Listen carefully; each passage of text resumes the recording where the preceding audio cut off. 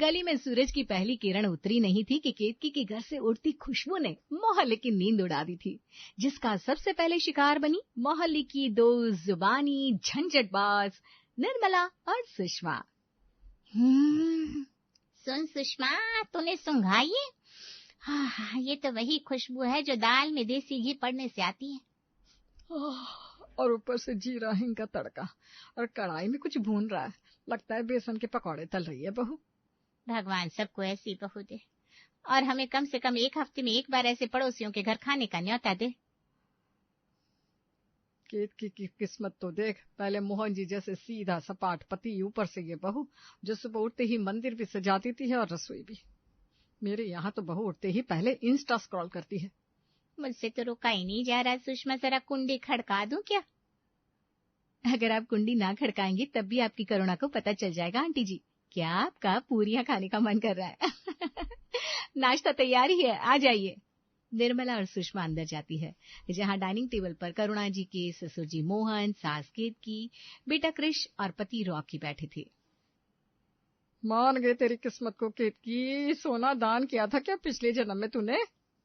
नहीं, हीरे मोती दान किए थे, तभी तो तुझ जैसी पड़ोसन मिली। चला अब आ जा, बैठ जा खाने पर। फुलके, दाल और आलू दम की सब्जी मुझे तो सबसे बेस्ट लग रही है बहू। मुझे तो ये केक पसंद आया मम्मा। सभी की पसंद नापसंद का कितना ख्याल रखती हो तुम करुणा। पता है मम्मी, जब से मेरी ऑफिस की टाइमिंग 7 बजे से हुई ना, मुश्किल से ही कोई एम्प्लॉई टिफिन ला पाता है। और यहाँ मेरी बीवी मुझे नाश्ता करवा कर दोपहर का लंच भी पैक करके देती है। आज रात को डिनर पर बाहर चलना तो बनता ही है। क्यों मम्मी, एक वक्त फ्री रहना तो तुम्हारी बहू भी डिजर्व करती है। अरे तो मैंने कब मना किया? दोपहर का खाना बनाने के बाद तो रसोई से छुट्टी कर लेना बहू, रात को चलते हैं बाहर खाने पीने। ये था करुणा का परिवार, जो बड़ा ही सॉर्टेड था। बहू भी जी जान से ससुराल वालों को खुश करने में लगी रहती, और ससुराल वाले भी बहू को खुश करने का कोई मौका नहीं छोड़ते। पूरे मोहल्ले में करुणा फेमस थी बेस्ट बहू के नाम के लिए। मोहल्ले की हर तीसरी बहू उसके कारण अपने घर पर ताने सुनती, और शायद इसी कारण सभी की नजर उसे ऐसी लगी कि उसके सुखी जीवन को ग्रहण लग गया। एक रात रसोई का काम पूरा करके करुणा कमरे में आती है तो ये बेडशीट और पिलो कवर किसने लगाया?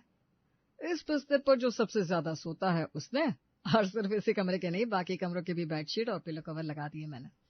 अब जाकर आप भी सो जाइए करुणा जी, दिन भर काम ही करती रहेंगी क्या? आपको क्या जरूरत है ये सब करने की? पहले ही आप ऑफिस से थके हारे आते हैं। ऑफिस से थका हारा आता हूँ और यहाँ आकर बिस्तर पकड़ लेता हूँ, पर आप मैडम सुबह से काम करना शुरू करती हैं और रात तक करती रहती हैं। और इसके पहले कि आप ये पूछिए कि क्रिश कहाँ है, तो क्रिश का स्कूल बैग मैंने पैक कर दिया है, वो अपने दादा दादी के पास जाकर आराम से सो रहा है। पागल। करुणा रॉकी के बगल में आकर बैठी थी कि उसके फोन की घंटी बजती है। प्रणाम मामी जी, कितने दिनों बाद, कैसी हैं आप? अरे बेटा, तेरे घर से 200 किलोमीटर दूर ही एक शादी में आई हुई हूँ। जैसे ही ट्रेन यहाँ रुकी तो मुझे तेरा ख्याल आ गया। अगला स्टॉपेज तेरा ससुराल ही है पड़तल। कल तू जरा आ सकती है क्या मुझसे मिलने? बड़ी अच्छी कही मामी जी आपने।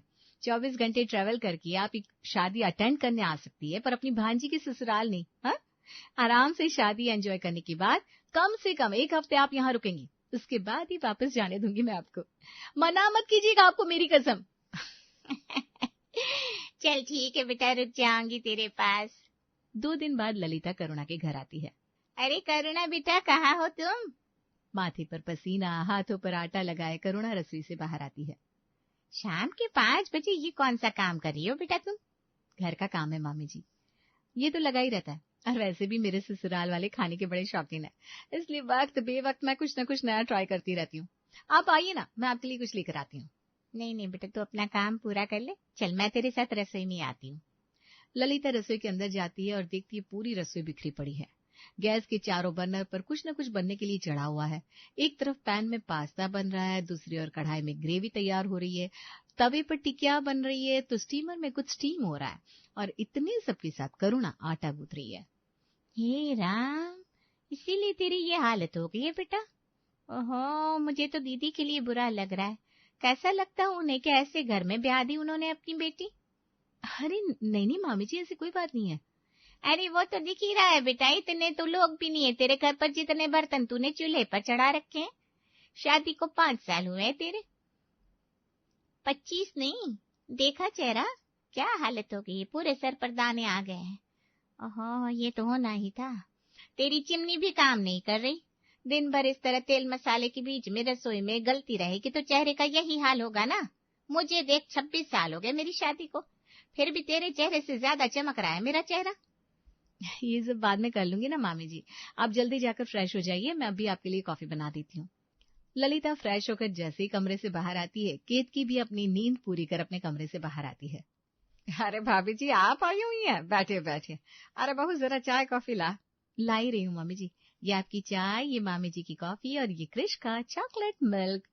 सभी के साथ बैठकर ललिता बड़ी अच्छी तरह हंसी मजाक करती है। रात को डिनर के वक्त, इतना सब कुछ बनाया है बेटा तूने, इसीलिए मैं बेटियों के घर आना नहीं चाहती। वैसे ही काम कम होते हैं क्या घर पर, कि मेरे आने के कारण तूने काम इतना बढ़ा लिया? अरे नहीं नहीं भाभी जी, इतना खाना तो हमारे घर पर रोज ही बनता है। उल्टा आज तो एक दो चीजें कम दिख रही है। बताओ बहू, क्या बात है, तबीयत ठीक नहीं है क्या? नहीं नहीं पापा जी, वो क्या है ना, मामी जी से बात करने में जरा वक्त का पता नहीं चला तो ज्यादा कुछ बना नहीं पाई। बेचारी मेरी करुणा के साथ बहुत गलत हो रहा है इस घर में। सभी खाना खाकर अपने अपने कमरों में चले जाते हैं और करुणा रसोई में झूठे बर्तन साफ करने चली जाती है। बर्तन छोड़ दे बेटा, बर्तन मैं साफ कर देती हूँ। वैसे इतने बड़े घर में एक काम वाली भी नहीं है। थी तो मामी, पर टिकती कहाँ है, 2 दिन रुकती है, तीसरे दिन गायब। इतने बर्तन कोई धोना ही नहीं चाहता, इनके ना अलग ही नखरे हैं। वही तो, जिन बर्तनों के ढेर को कोई धोना नहीं चाहता, उन बर्तनों को तू धो रही है और उनमें खाना भी पका रही है। अभी तो दामाद जी को तू अच्छी लग रही है बेटा, पर कुछ दिनों बाद जब काम करने के कारण तेरा चेहरा और मुरझा जाएगा और शरीर थक जाएगा, तब यही पति बाहर किसी और के चक्कर में पड़ जाएगा। मर्द की जाति होती है ऐसी। और क्या क्रिश को दूध देने का काम, ट्यूशन ले जाने का काम तेरी सास नहीं कर सकती? दिन भर बैठे बैठे करती क्या है? सास 6:30 बजे तक सोती रहती है और बहू अकेले काम करती रहती है। मेरी भी बहू है बेटा, पर मजाल है कि मैं उससे एक काम भी करवा लूं। करण तो मेरे सर पर खड़ा रहता है, मम्मी मेरी प्रीति को कोई प्रॉब्लम नहीं होनी चाहिए। सही कह रही है मामी जी आप। पूरे मोहल्ले में भी सभी बहुएं मुझे यही कहती है कि मैं कुछ ज्यादा ही कर रही हूँ अपने ससुराल वालों के लिए।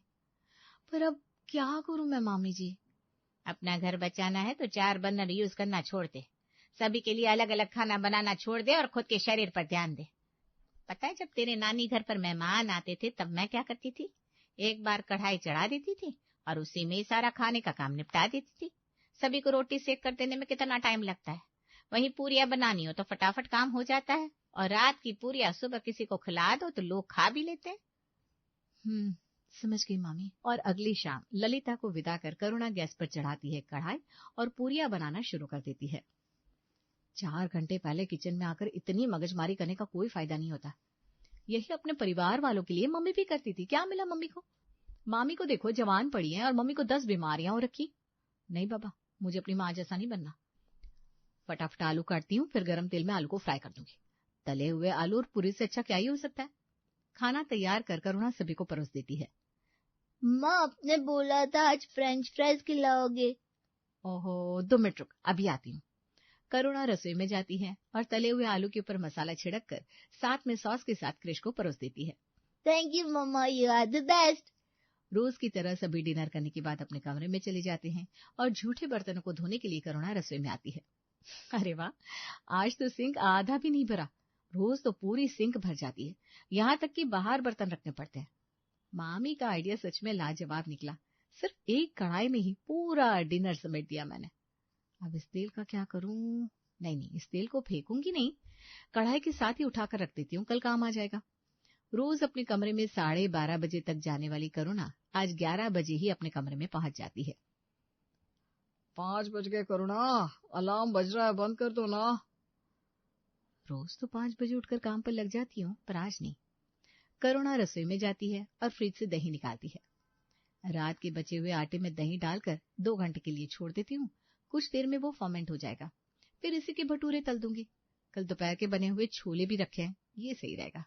संडे की सुबह सभी की तरह आज करुणा भी 8 बजे उठकर अपने कमरे से बाहर आती है। आज तो तुझे उठने में लेट हो गया बेटा, वैसे मौसम भी ऐसा ही है। संडे है बहू, कुछ स्पेशल प्लान है कि नहीं? स्पेशल है पापा जी। जब तक सब नहा धोकर तैयार होंगे तब तक नाश्ता बना दूंगी मैं। मामी ने बिल्कुल ठीक कहा था। हर वक्त फ्रेश खाना बनाना ही सबसे बड़ी प्रॉब्लम की जड़ होती है। रात की बासी कढ़ाई को बस चूल्हे पर चढ़ाना है और फ्रिज में रखे आटे से भटूरे बनाने हैं। बाकी छोले तो बचे हुए ही हैं। अब से जो बनाऊंगी ज्यादा ही बनाऊंगी ताकि 2-3 वक्त चल जाए। हर बार फ्रेश बनाकर क्या फायदा। फर्मेंट होने के लिए रखे हुए आटे से करुणा भटूरे तल देती है और दोपहर के बचे हुए छोलों के साथ सभी को परोस देती है। खाना कैसा बना है? अच्छा है। चलो फिर ठीक है। बस ये भटूरे हर बार जैसे नहीं लग रहे करुणा, लगता है कुछ मिस है। एक तो आधे घंटे में बेचारी ने सामने नाश्ता परोस दिया, उसमें भी तुझे कमी निकालनी है। सब कुछ बहुत अच्छा है बहू, और ये छोले ना लाजवाब है। ये तो मैं भी कहने वाला था, छोले में अलग ही स्वाद आ रहा है। आज तक के तेरे ये बेस्ट छोले है बहू। लो कर लो बात। जब गर्मा गर्म छोले बनाकर परोसा था तब भी इतनी तारीफ नहीं हुई थी जो एक दिन बाद हो रही है। चलो अच्छा ही आइडिया। बासी खिलाओ मेहनत बचाओ। आज था संडे तो दिन भर सब घर पर ही रहने वाले थे। दोपहर का खाना, शाम का नाश्ता, रात का खाना और बीच में ब्रेक्स में खाना तो चलना ही था। बताओ कितनी जल्दी फ्री हो गई मैं। अब तो इस घर में कढ़ाई पर ही खाना बनेगा। पर आज तो संडे है, दोपहर में सब घर पर रहेंगे। किसी ने दाल चावल मांग लिया तो। तभी क्रिश कमरे में आता है। मम्मा आज संडे है, संडे को क्रिश को मिलेगा आलू टिक्की बर्गर, आपने प्रॉमिस किया था। अरे हाँ मेरा सोना बेटा, क्या आइडिया दिया है तूने मम्मा को। 1:30 बजे करुणा रसोई में जाती है और फिर उसी तेल की कढ़ाई को चूल्हे पर चढ़ा देती है। सही है सही है। इस तेल को गर्म होने में ज्यादा वक्त भी नहीं लगेगा क्योंकि ये तो पहले से पका हुआ है। हल्की सी तेल कच्ची रह जाती है तो खाने का टेस्ट बिगड़ जाता है। पर यहाँ पर तो वो प्रॉब्लम भी नहीं होगी। करुणा फौरन आलू टिक्की का मसाला बनाती है और उसे टिक्की का शेप देकर कढ़ाई में तलने के लिए डाल देती है। क्या कुरकुरी टिक्की बनी है। अब जल्दी से 2 बन के बीच में इसे भर देती हूँ। आज पूरा कर यही खाएगा। सभी के लिए बर्गर बनाकर करुणा डाइनिंग टेबल पर परोसती है। आप कह रहे थे ना पापा जी क्या स्पेशल है संडे को। दाल चावल तो आप लोग हर रोज ही खाते हैं, तो मैंने सोचा क्यों ना आज आप सबको बर्गर खिलाया जाए। बाप रे बाप बेटा, रात को पूरी, सुबह भटूरे और अभी बर्गर। हम बूढ़े हो गए हैं, हमारा पेट कहाँ ये सब पचा पाएगा।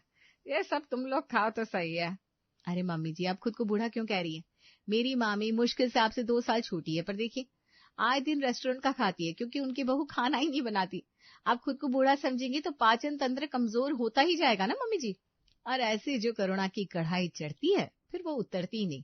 कभी पकौड़े, कभी पनीर पकौड़े, कभी समोसे, कभी गुजिया। बड़े दिनों से मीठा नहीं बनाया बहू तूने। मीठा अभी बनाती हूँ पापा जी। और उसी बासी काले तेल में थोड़ा सा तेल और मिलाकर करुणा इमरती बनाने की तैयारी में लग जाती है। पर इस बार वो अकेली नहीं थी, उसके पीछे पीछे रसोई में चली जाती है केतकी भी। हे भगवान, ये क्या हालत हो गई है कढ़ाई के तेल की। गंदगी बैठ बैठ कर कढ़ाई काली हो गई है बहू, बदल इसे। किन किन चीजों को बदलेंगी आप मम्मी जी। ये तो बर्तन है, धुलकर साफ हो जाएंगे, पर शरीर एक बार गया तो फिर ठीक नहीं होने वाला। जिस हिसाब से तू सभी को तेल का तला हुआ खाना खिला रही है बेटा, शरीर तो खराब होना ही है। मुझे लग ही रहा था कुछ तो गड़बड़ है। क्या बात है बता। बना बनाया खाना मिल रहा है ना, यही गड़बड़ है मम्मी जी, इसीलिए आपको शक हो रहा है। करुणा, मोहन, रॉकी और क्रिश चारों ही बड़े परेशान हो चुके थे। कभी किसी के पेट में एसिडिटी की प्रॉब्लम होती, कभी किसी का हाजमा बिगड़ जाता। जिस दिन से बहू की मामी आई है उस दिन से बहू के हाथ का स्वाद ही बदल गया है। राजा महाराजा पहले शक हमेशा मेहमानों पर ही करते थे। क्या कहता है रॉकी तू। 2 दिन से डकार नहीं आए पापा, मुझे इतनी ज्यादा गैस हो गई है पेट में, एसिडिटी से हालत खराब है। अब लगता है मामी जी के बेटे करण से ही बात करनी होगी। और अपने घर की शांति और अपना हाजमा बनाए रखने के लिए रॉकी पहुंच जाता है अपनी मामी सास के घर। नहीं नहीं बेटा, ये तो रात का गूंथा हुआ आटा है। फ्रिज में पड़ा हुआ आटा पिंड के समान होता है, फेंक दे इसे। ये क्या बात हुई मम्मी जी। फोन करके करुणा से आप कहती है पुराने तेल में खाना बना ले, बासी खाना सबको खिला दे, इतनी मेहनत मत कर, और मुझसे आपको सब कुछ ताजा चाहिए। हालत देखिए मेरी मम्मी जी, 5 मिनट पहले बनी चाय कौन फेंकता है। अरे बेटा, मेरे पड़ोसी जाकर चोरी करेंगे तो क्या मैं उन्हें रोकने जाऊंगी? नहीं ना, मुझे क्या है, पुलिस पकड़ कर ले जाए उन्हें। समझाया तो अपने लोगों को जाता है। अब इस तेल को हटा दे। अरे मम्मी जी, ये तेल तो अब भी डाला है कढ़ाई पर, आप भी ना हद करती है। दरवाजे पर खड़ा रॉकी ये सब देखकर हैरान था। तभी करण की नजर उस पर पड़ती है और वो उसे अपने कमरे में ले जाता है। यही सब हो रहा है इस घर में जीजा जी, मुझे पता है। आपके यहाँ आने का कारण कोई और नहीं, मम्मी ही है। मेरा घर तो बर्बाद कर ही रही है मम्मी, ऊपर से आपके घर को भी बर्बाद करने में कोई कसर नहीं छोड़ी। सारी बातें पता कर रॉकी वापस अपने घर लौटता है। मुझे पता था कि तुम मेरी बात पर भरोसा नहीं करोगी। मामी की चिकनी चुपड़ी बातों की पट्टी जो पड़ी है तुम्हारी आंखों में, इसीलिए मैंने तुम्हारे भाई की सारी बातें रिकॉर्ड कर ली थी। अब सुन लो इसे कि कैसे तुम्हारी मामी अपनी बहू से तो काम करवाती है और तुम्हें काम चोरी करने को कहती है। रिकॉर्डिंग सुनकर करुणा हैरान हो जाती है। तभी कीत की रसोई में आती है। तुझे अगर काम नहीं करना बेटा तो मैं काम वाली रख लूंगी या मैं संभाल लूंगी काम, पर किसी की बातें सुनकर अपना घर मत तोड़। नहीं नहीं मम्मी जी, किसी काम वाली को रखने की कोई जरूरत नहीं है। मुझसे बहुत बड़ी गलती होगी मम्मी जी। आपकी करुणा अब आपको वैसी ही मिलेगी जैसे पहले थी।